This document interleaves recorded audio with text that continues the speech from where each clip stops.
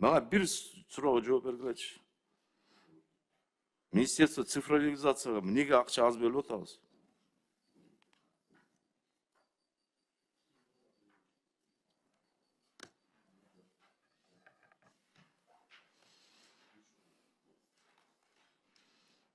Министерство цифровизация жаман иштеп атабы, же эмне?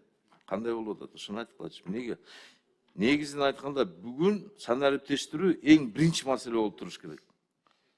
Санариптештирүүнүн натыйжасында biz бюджетке көп деген экономияларды келтирсек болот.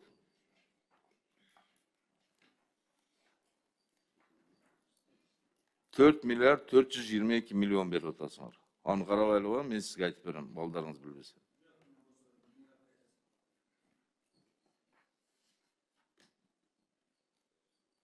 Ошонун эсебинен мына санариптештирүүнү жакшыраак карабайлыбы?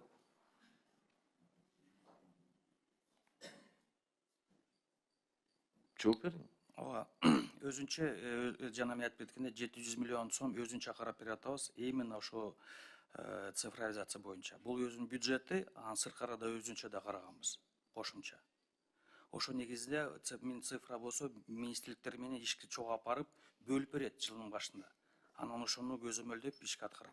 Ар бир министрликтерге бөлүп атасыңарбы акча санариптештирүү боюнча? Ооба, алар болсо заявка берет, Минцифра карап берет, анан ошо туура келсе колдоп ишке ашырып атат. Ошол жумушту күчөйткүлө мына.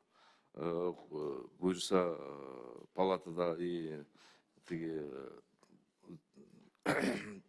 жалпы жыйында караганда акылбек келсе керек, ошондо айтабыз, мына санариптештирүү боюнча биз катуураак жумуш жүргүзбөсөк калып кетип атабыз шындыгында.